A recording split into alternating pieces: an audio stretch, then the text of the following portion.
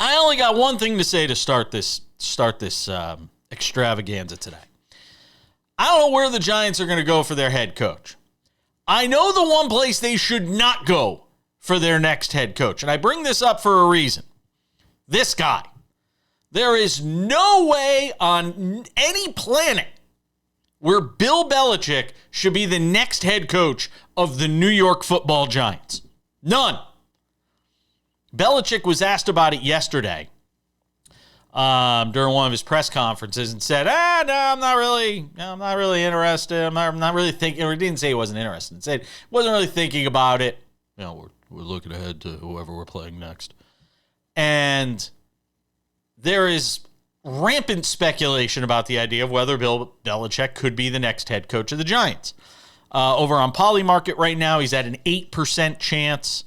Number of guys at 11%. Jesse Minter, Anthony Campanile, Clint Kubiak's name is in there.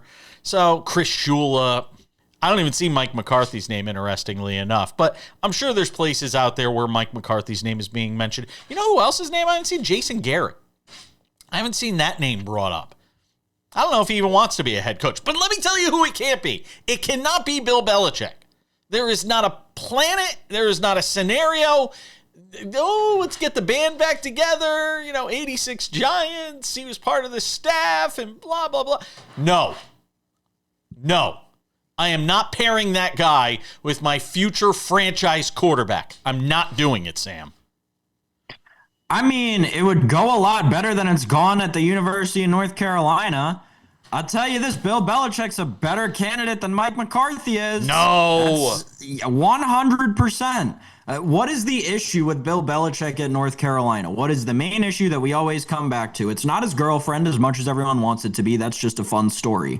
It's the fact that he can't come around to being able to deal with a new style of team management where all these players are dealing with NIL money and transfer possibilities and all this outside of football stuff. No, Bill Belichick needs to be put in an environment where football is the hyper focus, and the New York Giants need nothing more than that to be where their franchise is at right now. Listen, do I think that they're going to hire him? No. Again, it's the New York Giants, and I don't trust the Mara family to make the right decision if it slaps them literally across the face, especially in the last 15 years.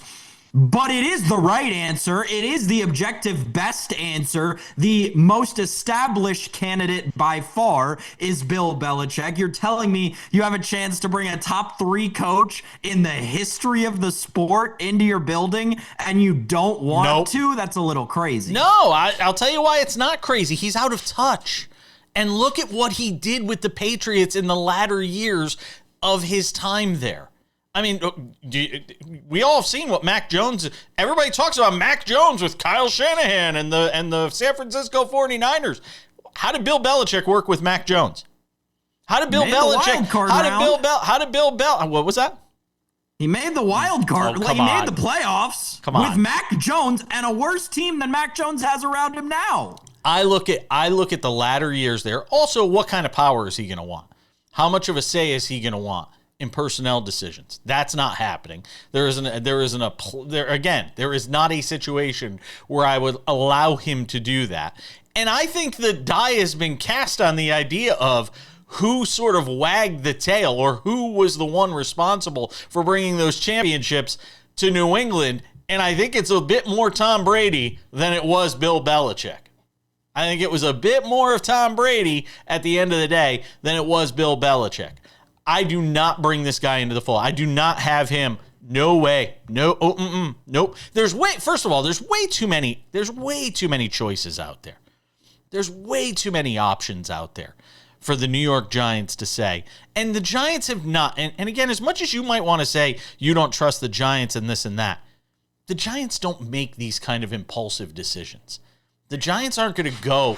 I don't think the Giants are going to go. No, they are not going to go out and go grab Bill Belichick to be their next head coach. I do not see the Mara family going that route. I don't see it at all. Well, here's another reason they may be scared towards that route, right? Is the impulsive decision they made last time they hired a head coach. Hey, let's just go get the hottest offensive coordinator off of the street. I don't have a problem with that. He'll be able to fix Daniel Jones, a guy who has no head coaching experience. And they made the playoffs. At any level, has only been an assistant, then went to college as a coordinator, then went to the NFL as a coordinator. Now we're just going to hire him as a head coach, and oh, well, here we are 3 years later, and we trusted him with Daniel Jones, and then we trusted him with Tommy DeVito, and all of it completely blew up in our face. I think that Bill Belichick provides some level of stability, which is the only thing that this Giants organization has been reaching for the past 5 to 7 years. You can even go further. You can go a decade. But I will say, Brian Daboll made the play. You want to talk about Mac Jones and Bill Belichick making the playoffs together? I could give you Brian Daboll making the playoffs with Daniel Jones in a year where the Giants weren't expected to do anything, and not only making the playoffs, but winning a game in the playoffs against a Vikings team that was favored. So I think it cuts both ways. I think what they were hampered by too was Daniel Jones getting hurt in those subsequent years, and not being able to stay healthy was also a big part of it. Giants have had a lot of issues with health over the last couple of years. I hope it's Mike McCarthy, personally. That would be my choice, would be Mike McCarthy. I don't know if that's the way it's going to wind up. I think they're going to cast a wide net. I think they'll be very deliberate in this process. Plus, we got to see where in the coaching carousel, after Black Monday in the NFL, what coaches are going to be out there. I think they're going to be very deliberate in this process. I don't think they have to rush it. I think, frankly, I think part of the reason Mike Kafka's gotten this job here is they want to evaluate him too.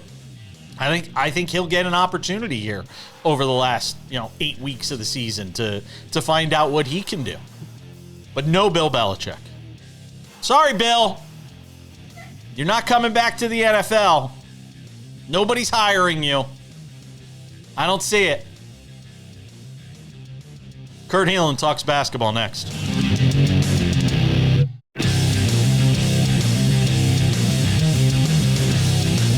It's a Wednesday on SportsWrap, and nothing makes me finer than sitting in your diner. See, Kurt will get that reference. Kurt, what was that? We're just old is the problem, yeah. Great Seinfeld reference. Nothing could be finer than sitting in your diner. Seinfeld's like, can I take that back?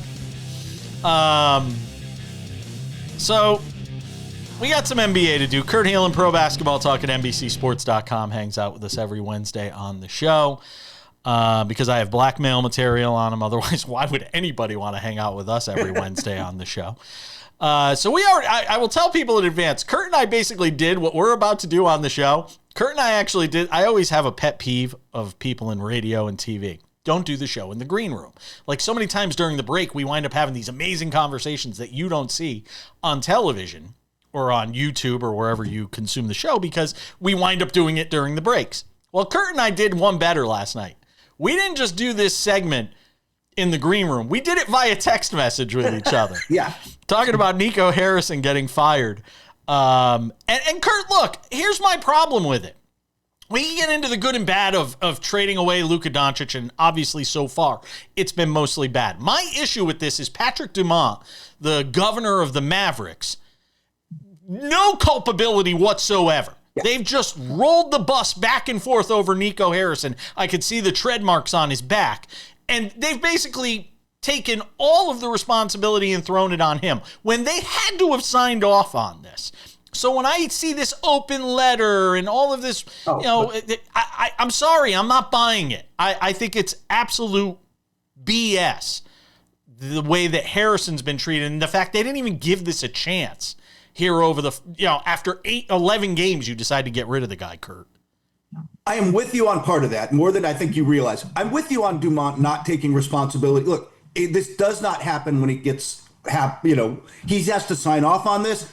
He can sell that he got sold this bill of goods. Nonetheless, you bought the bill of goods. You decided a 25-year-old guy entering his prime wasn't right for the franchise. Let's go get the 32-year-old guy with an injury history.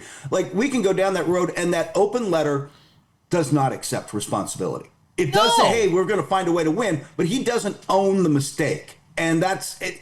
It is concerning how involved he has become hands-on with the organization, which is something you did talk. Yes. Is absolutely concerning. And all that said, James Dolan. They had to do this. They had to do this because this isn't for two reasons. Why? Because of the fans? Yes, because it's an entertainment business. And if you lose the people who buy tickets and jerseys, you're doing the business wrong. At some point, I will tell you, it's worse than I think people realize. Maverick fans have quietly told reporters on the road, it's better for us to play on the road right now. We're more comfortable than playing at home. That's how bad the vibe is in Dallas with the fans. They had to make this move to kind of get the fans back. But the other reason they had to do it, and this is something where I think we really disagree, they had to get Nico out because Nico was now all in on the short term. He was all in for himself. He made this big bet that bringing in Anthony Davis with Kyrie Irving was going to just change this dynamic, and this was going to be a contender. And it might. Anything but his decisions are going to be short term.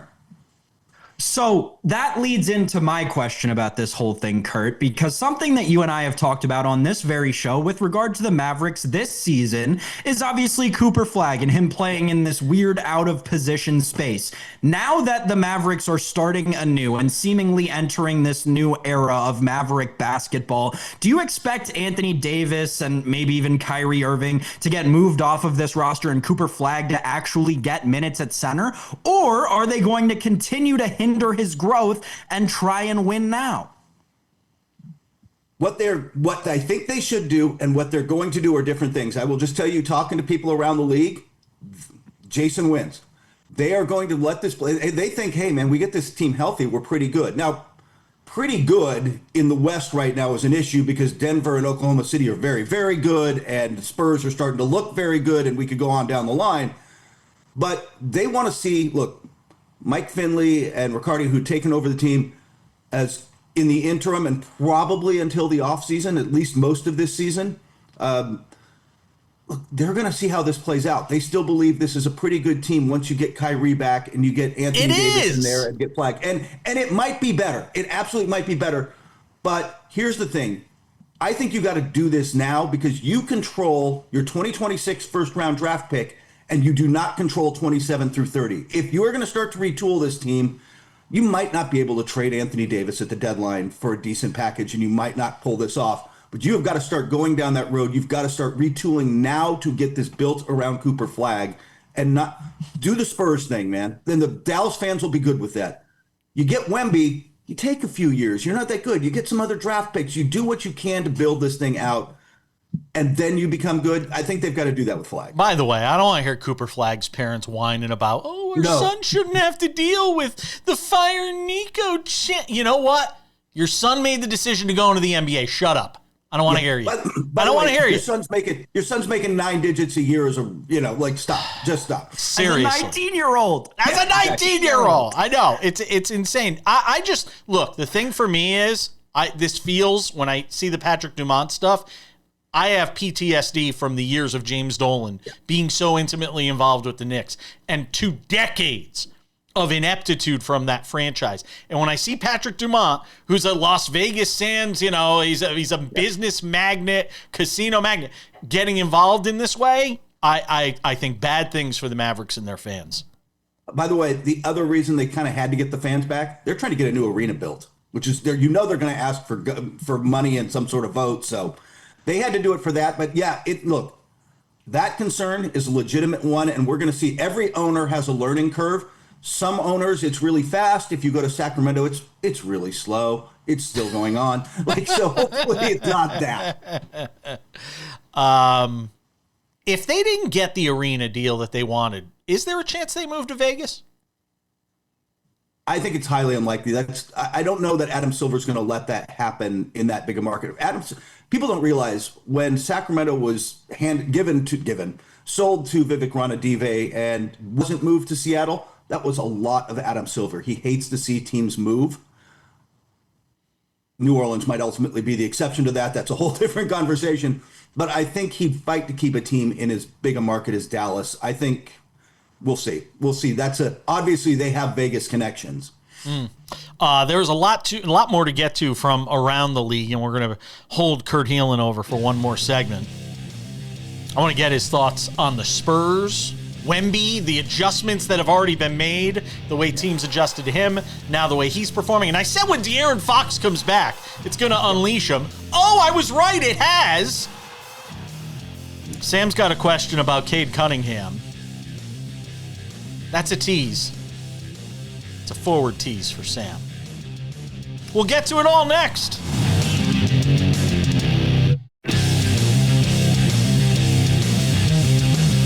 One more segment on the NBA. We do it every Wednesday with Kurt Helin of Pro Basketball Talk at NBCSports.com. He does terrific work. Read his work over there, please. Please. I like my job. Yeah. We like your job, too. Sam's been chomping at the bit to talk about the Pistons and Cade Cunningham in particular. So, Sam, have at it. Yeah, Kurt, I mean, Cade Cunningham's a player you and I have talked about on this show earlier this season, but Monday night I watched the Pistons, the 9-2 now Pistons, play my beloved Washington Wizards, and Cade Cunningham had a banger of a performance, right? 46 points. Except it took him 45 shots to do so. He was 14 of 45 from the field. 31 missed field goals is the most ever in an NBA game. Cade Cunningham is also fourth on that list in terms of most field goals missed in a single NBA game. My question for you is Cade Cunningham the reincarnation of James Harden? It feels to me like he's got that same playing style. Great player, unequivocally. Like, we talk about it all the time. He is a great point guard in today's NBA, but he's got a propensity to take a lot of shots and miss a lot of them. Do you see him having the type of career that James Harden had? Future MVP and future Hall of Famer, maybe. But I know where you're going with that, and I'm not. It's too early to say. Like, does he mature into a more efficient shooter and player? I think that's obviously his goal. He's young enough that I'm not going to go there yet. But he does like to take a lot of shots. And I will, by the way, say to the Pistons' credit, as great as Cade Cunningham has been, frankly, this season, he has taken a step forward for the inefficiencies the other night. He has taken a step forward. They're winning with defense. And Isaiah Stewart has become one of the best rim protectors in the league. That team is locking other teams down and then scoring enough to win. And that's a good long-term model. Yeah, it certainly is. Can you give me a sense to talk about the Spurs here for a second? With the start that they're off to, and there was this immediate adjustment after a few big games from Wemby. There was this immediate adjustment by teams to sort of take him away and play sort of different schemes to sort of, alter the way he was altering the game. And now De'Aaron Fox has come back to the team. He didn't start the season with the team. He was dealing with this hamstring injury. And they've got De'Aaron Fox back. And now all of a sudden it's unleashing Victor Wembanyama. And the Spurs feel like a true contender in the West. I don't think it's just Denver and Oklahoma City, obviously not in that order. I think the Spurs are right there. If that is the case, if you believe that as an organization, if you're Brian Wright, the GM, if you're Mitch Johnson, do you see this team being active? I know it's a long way from the trade deadline. Yeah. But if there's a sense that they can go for it, or are they going to take the approach of, we're still a year away? Will they think that way? Like, what's the approach of the Spurs if this continues to go the way it looks like it is going to go? This is the most patient organization in the league. That's what I worry about. Yeah. And I think that they are not going to rush it. They are, obviously they're 9-2. They're playing incredibly well. And what Fox does, like, Wemby started to get bodied. Wemby started to get pushed out of positions on the post, and they were doubling and taking the ball out of his hands. But Wemby still has incredible gravity, Curry-like gravity, where he goes, the defense bends. What Fox does is drive and slash into those spaces. Like, the space that opens up, he gets into it in a way that Stephon Castle is just learning to do, and he's taken a big step forward this season too. Dylan Harper can do eventually, who was a very Cade Cunningham game, by the way. Like, they're both just smooth and kind of, it seems effortless. I think they're going to let this play out. Now it might be different next summer. They might have to move one of those guards to get a wing. Harrison Barnes has been great this season, but Ultimately, they're going to have to do some moves, but they're just patient. I don't think they're going to rush this. I think they would be happy to get into the playoffs as a top 6 seed, go through a round or two, and see where they are. Go ahead, Sam. The Sixers, Kurt, have treaded water, I guess, so far through this season. They're in the middle of a wide open Eastern Conference, right? But, Joel Embiid has been getting healthier, maybe. I don't know. It seems like he's got a little something going on with the knee now. Maybe we'll see. Yeah. They're about to get Paul George back, though, and VJ Edgecombe, we talked about, has been great, right? Jared McCain coming back, right? There's a lot of talent in this team. What is the ceiling for Philadelphia this season? Can they win the East? This year's East, maybe, but you've got to get Joel Embiid. He's playing 25 minutes a game, not every night, and we'll see what's up with the knee thing. We don't know as of this recording. I think they said last night that it's not structural, but he's going to miss a little time. They're going to be careful.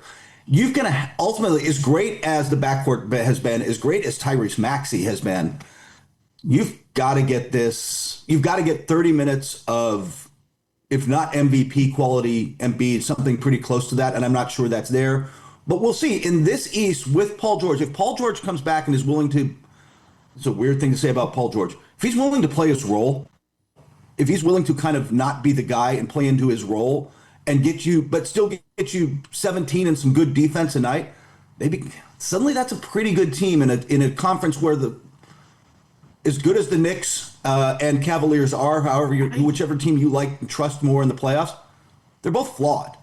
They're flawed in a way that the teams at the top of the West are not. And maybe Philadelphia could get in, but I think they need so many things to go right to have that conversation. I know some of it has been against some bad teams, but the Knicks are boat racing teams right now. Yeah, I mean they are running away and hiding in some of these games. They're getting more comfortable, aren't they? In the Mike Brown offense, it's just. By the way, I think it was Zach Lowe who said this the other day. If you drink every time they say Mike Brown's offense on the Knicks broadcast, you're drunk by the end of the first quarter.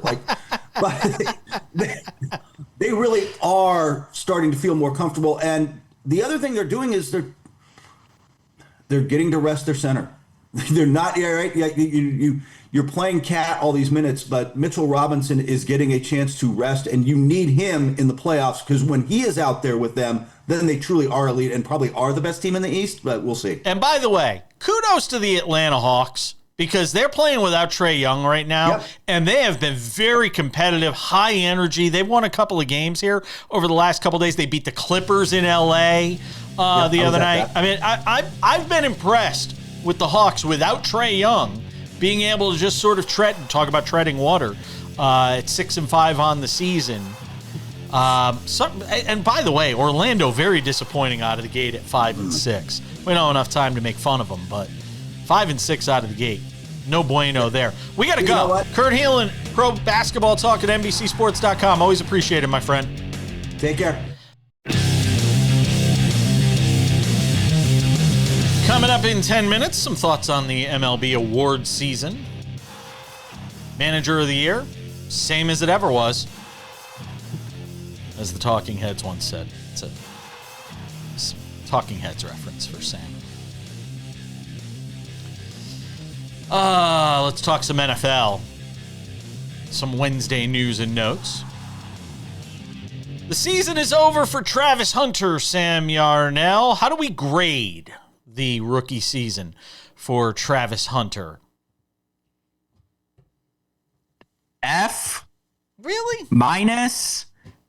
F minus minus. I mean, who are we giving the grade to? Are we giving to? Because I'm so glad we brought this up, because this was one of my flagpole preseason takes, was that this season was going to make or break the Jacksonville Jaguars, and it's very clearly broken them. I think that from a Travis Hunter individual perspective, go ahead, give it like a C minus, D plus, whatever you want to give a guy who played in 7 games and then blew out his knee. But from a Jaguars perspective, F minus, couldn't be worse. Maybe F plus, maybe. No, I take that back. F minus. You've got this whole thing with Travis Hunter going on, who, first of all, you traded way up in the draft, blew out your draft capital for the next 2 years, all to move up however many spots to draft Travis Hunter, who you clearly didn't do enough medical research on because this was obviously an issue. Then on top of all that, you've got Brian Thomas, who still can't seem to get along with the Wonder Kid head coach that you just hired, who you stole away from the NFC South. So you're never going to get any good players from the Tampa Bay Buccaneers ever. That's an absolute disaster with the Brian Thomas situation. Trevor Lawrence has exposed himself this year as not being anything close to what we ever touted him as in terms of a quarterback prospect through, high school into college and even through his first years in the NFL. This season, it's weird to say about a 5-4 team, yes, but it's so funny. This season could not have gone worse for the Jacksonville Jaguars. Look at their schedule coming up. It is not pretty. This is a team that they're falling, and they're falling fast. Well, here's the thing. If you could be 5-4 and be as bad as you claim the Jacksonville Jaguars to be, I'd be pretty happy if I were a Jacksonville Jaguars fan, because you just painted a picture of a team that's 1-8, not a team that's 5-4. So there is that. On the Travis Hunter front, I always felt like this year, maybe because I had a more realistic expectation of what I thought this year would be for him. And that is almost like, there's been years in the NFL, there's been years in the NBA where you see teams, even at the number one spot, maybe not the number one spot, but certainly in the top 5, draft guys, depending on the year and sort of the players available, where you draft a project, where you draft a guy it's going to take a year or two. Maybe they're coming over from Europe, that sort of thing. I always looked at Travis Hunter more that way than I did a guy that was going to come in and make this immediate, everlasting, heart-stopping impact. And I think he's more that. I think he's more of a long-term prospect for Jacksonville than he is the guy that was going to come in day one and be this superstar player. Now, some people might have thought he was going to be that. I never viewed him that way. But don't you think then that you would, so even if that's the case, that's all fine, well and good. I don't disagree with you to an extent, but then you have to hold it against the Jacksonville Jaguars as an organization. You have to, unequivocally, for wasting as much draft capital as they did, trading up 3 spots to take a project in a season where you have to start winning. You're using the 2nd overall pick in the draft on a guy who has any semblance of a project. That's fair. That's organizational malpractice to the highest degree. That's fair. I'm not disagreeing that moving up and using the draft capital, but I'm just saying in terms of him and grading him on this year, that's why I would be fairer with the grade. Look, I think the grading of the Jaguars, you can give them whatever you want. I mean, they're a 5-4 team. You are what your record says you are. I think they're like a -15 in point differential right now. So clearly they are, they might not even be as good as their record indicates. And we'll find out what the rest of the season holds for them, sort of as we move forward here. The Steelers make a move yesterday. Free agent corner Asante Samuel joining the team. I don't want to call it I'm not going to sit here and say this is a panic move, but clearly they need to address some things. This is a guy that underwent spinal fusion surgery in April, which is part of the reason he didn't sign anywhere. He goes to the practice squad, and obviously with all the injuries this team has right now, he could be out there for them this week. I'm going to use maybe your favorite saying on the show. Okay. This is unequivocally rearranging the deck chairs on the Titanic. That is exactly what this move is. The Pittsburgh Steelers are, rightfully so, plus 185 to make the playoffs right now. Listen to the sports books, people. This team is crashing and burning even harder than the Jacksonville Jaguars are. Yeah, and look, that's why, the talk about who's going to make the playoffs out of the AFC, they're going to fall out. Baltimore's going to wind up winning the division. If you feel like Jacksonville's coming back to the pack, it still leaves the Chiefs. You could wind up with 3 teams out of the AFC West making the playoffs, Sam. I don't think that would surprise anybody if you had 3 teams out of the AFC West that wind up making the playoffs. One more thing, Sam. This on the Eagles with Jair Alexander announcing He's stepping away from football in order to get himself right mentally, physically, recovering from off-season knee surgery. So we're not going to see him with the Eagles this year. An Eagles secondary that you finally thought had it figured out right when it seems like, hey, maybe last year wasn't just this once-in-a-lifetime thing, and this defense that looked, quite frankly, bad against passes for the first 8 weeks of the season finally got it figured out, and now this? I don't know. It's a weird situation. We're coming back with some baseball talk next. We'll wrap it up with some odds and ends coming up 10 minutes from now. Let's focus our attention on some baseball. And there'll be even some more baseball in the next segment, too, because we got the Cy Young Award being handed out on Wednesday night. Some interesting races there for that. Can I interest you in some Tariq Skubal autographed cards, by the way? I'm trying to offload them. I know everybody's saying, why would you offload? Because pitchers don't keep their value. I got a couple of great Skubal. I got a Skubal rookie autographed card, numbered to 99, 89 of 99. Got a couple of autographed Skubal cards. Because pitchers just don't hold their value. That's the problem. Because you're one elbow injury away from it all just going south. By the way, the Tigers not showing the love to Tariq Skubal in this offseason, Sam Yarnell. Not showing him the money. Not yet, anyway. Also, a Paul Skeens note to get to in odds and ends as well. So, Manager of the Year, Pat Murphy, Stephen Vogt. If that sounds familiar, it's because they both won it last year. It's crazy. And I was asking the question of Sam during the break. I was saying, have either of these two guys, has that ever happened before? Have we ever had same managers go back to back? And it's never happened in the history of baseball. It's never happened. So who are the back-to-back winners, Sam?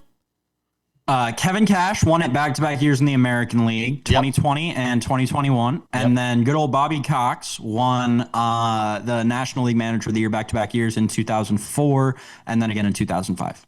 Joe Torre never won back-to-back Managers of the Year. He only won it in 96 and 98. And you know who won it in between those 2 years, by the way? Davey Johnson.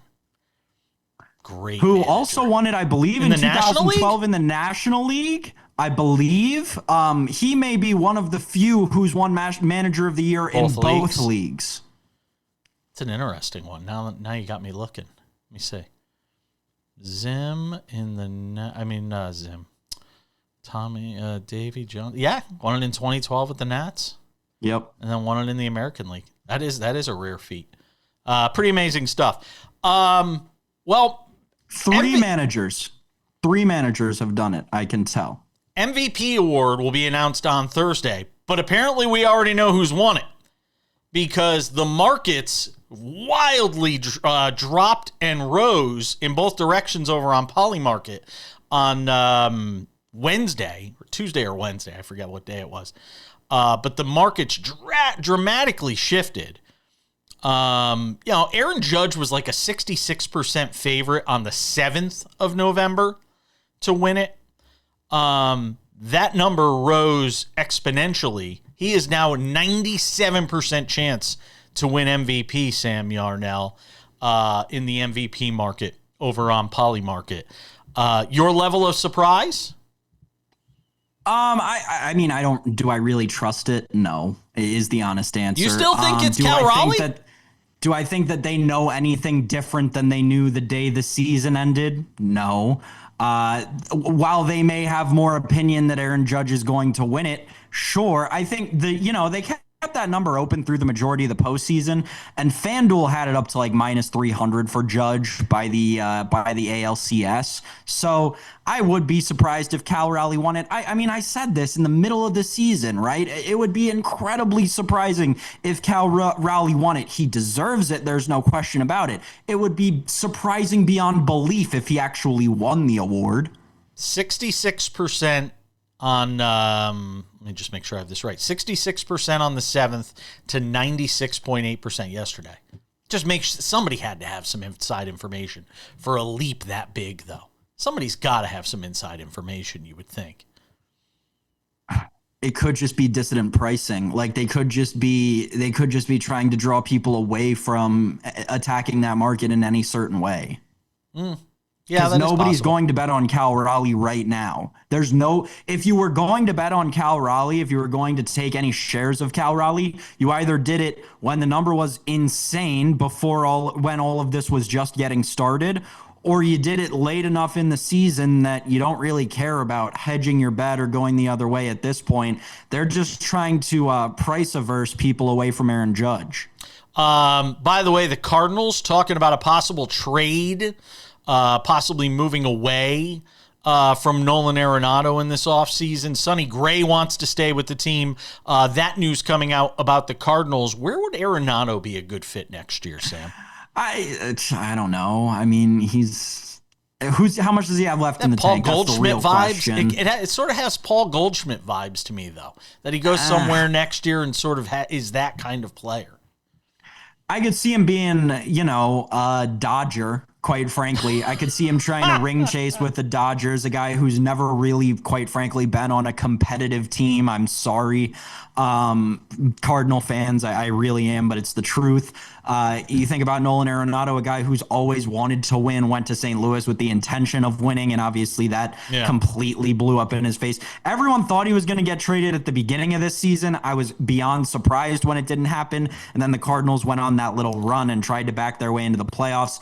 The Dodgers is what makes the most sense to me, but, could I see him in Seattle or one of these other teams that's looking to compete right now? Toronto, maybe. Hit 237, 12 home runs, career low 289 on base percentage in 107 games last year. Missed a lot of time, too. Yeah, 2 years left on a 9-year, $275 million contract, proving yet again that those contracts never really pay off on the back end. Has there ever been one that's paid off on the back end? I don't think so. Well, because you're always paying. A different one that you and I are going to have to start talking about over the next month and a half that I don't think enough people are talking about right now is the Bryce Harper contract. And I know I said it the day after their season ended. It's going to be interesting to see how Philadelphia deals with that. Well, Dave Dombrowski said he had a, quote, good conversation with him. Yeah, although they didn't get into the specifics on it. We're coming back. Odds and Ends wraps things up next.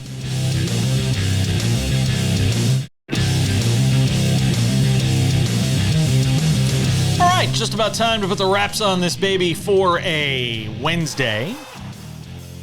Tomorrow on the show would typically be David Ardsma. What are we going to do tomorrow? No Ardsma. No David Ardsma, Sam. Maybe we should just call him and just wake him up at like 6:30 in the morning and be like, David, you ready? Then again, I might be scared of what he's doing at that time of the day because you just never know with David Ardsma. You never know what he's going to be doing at like 7 o'clock in the morning. Oh, he's always bringing the kids to school. So that's a possibility too. No, nothing? You got nothing for me? Doing a pitching lesson for somebody out there in Scottsdale? Something like that? I'll be curious to get his... maybe we'll get him on. Maybe we'll see if he wants to come on, hang out with us just for old time's sake. We won't even give him a week off. We'll just call him up and say you're coming on the show. All right. Couple of reminders. If you haven't done so yet already, make sure to subscribe to the Sports Wrap with Jason Page podcast. It's available on all your favorite podcasting platforms: Spotify, Apple Podcasts, YouTube Podcasts, iHeartRadio, TuneIn, Odyssey, Amazon. Anywhere you get a podcast, you can listen to this show Monday through Friday. 45 minutes there for you. It's available early in the afternoon. Make sure to subscribe. It's a good listen. It works just as well as audio as it does in video. Sports Wrap with Jason Page YouTube channel. If you have not subscribed yet, what are you waiting for? It is the show Monday through Friday. It's available there before it's available anywhere else on our YouTube channel, the Sports Wrap with Jason Page YouTube channel. Sports Wrap shorts are there as well. We did one yesterday on Nico Harrison. After it was made official that he was let go. We talked about it obviously today with Kurt Helin as well. Sports Wrap shorts, sometimes clips from the show, sometimes just clips from breaking news and the top games of the night. Sports Wrap shorts also available on our TikTok, Sports Wrap Jason Page, and on Instagram, Sports Wrap Jason Page. And without any further delay, ladies and gentlemen, on this Wednesday, time for some odds and ends. Odds and ends, Sam Yarnell. AL and NL Cy Young Award. Doesn't seem like there's going to be a lot of drama. Paul Skeens, your favorite, over on Polymarket, a 99% chance of winning it. And the same goes for Tariq Skubal in the American League, a 99% chance to win it over on Polymarket. I don't think we're going to see any surprises there, do you? No, definitely not. Period. Full stop. The Paul Skeens stuff is kind of interesting. There was a conversation about the organization saying that they're getting calls for trades and trade requests, and they said they're sort of being respectful of that process, but still making it clear they're not trading Paul Skeens, Sam. Yeah, no. And there is this very popular article going around everywhere talking about how Paul Skeens is allegedly telling everyone he wants to be a Yankee. I got news for you. It's a load of hokum. That article is made up. I'm sorry. And I know it's from the great people of New Jersey who are writing about how he allegedly wants to be a Yankee fan. Yeah, it's a little bit of wishful thinking, don't you think? Listen, this article lays out an entire elaborate kind of story that Paul Skeens has been giving both people in his close personal circle and his teammates of the Pittsburgh Pirates. This impression saying, my dream is to be a Yankee. I just want to be a Yankee. Yeah, I'll just tell you that, right? I'll tell you something right now. That's not how professional athletes, we've talked to David Ardsma about this. It's not how professional athletes think, right? They want to go places where their family is going to be, or places where they're not going to pay as much taxes. Or for Paul Skeens, we know a lot about Paul Skeens' personal life, right? He wants to go somewhere where there's a heavy military presence and he can be close to people who are actively serving, right? Paul Skeens is going to end up a West Coast baseball player if he ends up anywhere. He's from Orange County, California. My idea is that he probably ends up a San Diego Padre with the moves that organization is willing to make if he goes anywhere. But he's not gonna, because the Pirates aren't gonna move him. And my guess is when they finally pony up and pay one person after all these years, it's probably going to be Paul Skeens. Finally pay somebody? I don't know. I don't know if they will. I'm making the point that they already have. No. I'm making the point. No. Well, it makes it's most that anybody's ever made for that organization. Antonio Brown, former NFL wide receiver, returning to Miami on Tuesday to face this attempted murder charge stemming from a May shooting with his... Hey, look, the law's finally catching up to this guy. All the antics that we've seen from Antonio Brown. Is this really a shocking ending to this story if this is the end of the story for Antonio Brown? It's maybe the least shocking ending to the story, Jace. I think the story goes that he was at like a DJ concert, like it was literally like a house music concert, and he just started shooting a gun. Like, that is quintessentially Antonio Brown. Absolutely crazy. Absolutely loco. That guy deserves to be in prison for however long they're going to put him in there. And by the way, just so everybody out there knows, he sold his Twitter account years ago. That Twitter account is not actually him and hasn't been for years. He was arrested in Dubai, by the way.